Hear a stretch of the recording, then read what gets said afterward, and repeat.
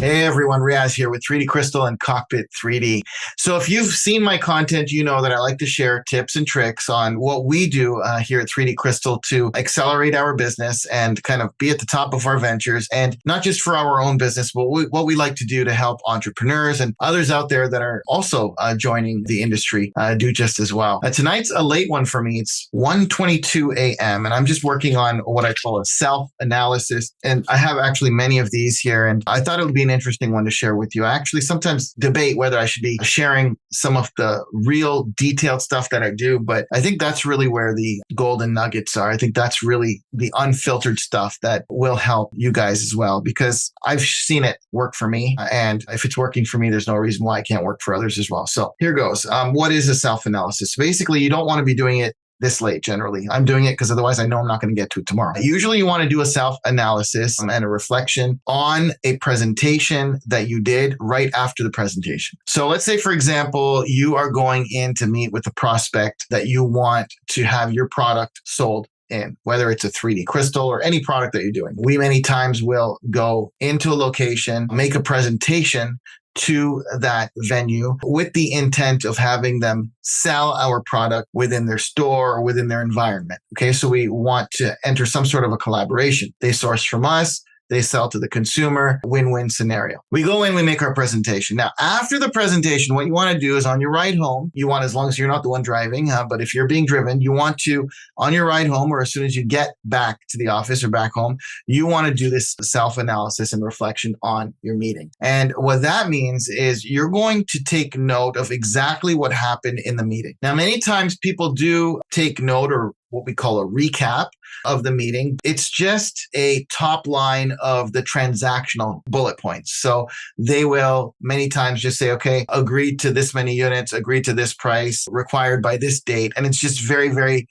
bullet point facts on the transaction. When I'm talking about a self-analysis, what I'm talking about is getting into the details of what happened from before you met the person to after you walked out of their office. What were your thoughts before you walked in? What did you envision? When you met that person, what were the pleasantries like? What did you talk about before you got to business? What were their facial expressions like? What was the initial vibe? Was it cold? Was it warm? Was it harsh? Was it nervous? Was it uncomfortable? Was it awkward? Or was it very pleasant? So understanding the feelings that were being experienced as you met this person for the first time. And then what were the conversation points? How did they react to certain things that you said? And how did you react to certain things that they said? These are details that are going to be forgotten if you don't take note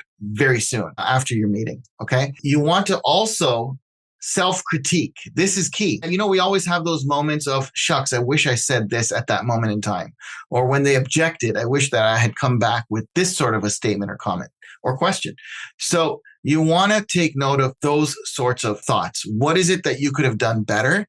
What is it that you liked about your performance? Because that really is what it is, right? You're on a stage, you're given the limelight, you're given an opportunity to present and to have your voice heard. So how was the presentation? What did you like? What didn't you like about it? What would you do differently next time? And this sort of a self-analysis will take you to a completely different level. Again, most people are going to look at their meetings as a transaction, just as another number. 10 people that I need to meet over the next week. And out of 10, if I can close one of them, that's 10% success, right? That is very raw. In my opinion, I like the entire relationship side more than the transactionship side. So transactionship, not sure if that's a word, but anyway, you understand what I'm saying. But the whole thing is that you want to take your experience, your journey in closing deals to a completely different level. And when you are doing these things, by the way, talk about walking the walk, right? It's not just talking the talk. This is all notes, meetings that I've had and what occurred at those meetings taken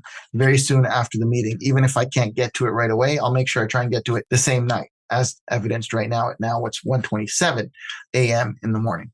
So by doing this, what you're going to find is that you're going to be so superior in your experience of building your business, of your journey. And remember that sometimes you'll come out of meetings feeling like it's a closed deal and it's going to happen. But there's many times you're going to come out saying, shucks, I blew it, or it ain't happening. And that ain't true. Many times when you think that the deal isn't happening, you have to remember that it might not be happening that day. It might not be happening that month. It might not be happening that quarter. It might not be happening that year. Trust me, one of my first few pitches took me 7 years to close the deal. 7 years. And if you want to hear more about it, the next time that we're talking, if we're on the phone or on a Zoom together, you can ask me about it and I'll tell you about that story. Or you can mention it in the comments and I'll record that story for you. But 7 years to finally strike a deal with an amazing venue that now has lasted over a decade in terms of a relationship. So sometimes it's a slow cook, but by doing this self-analysis, what it enables you to do is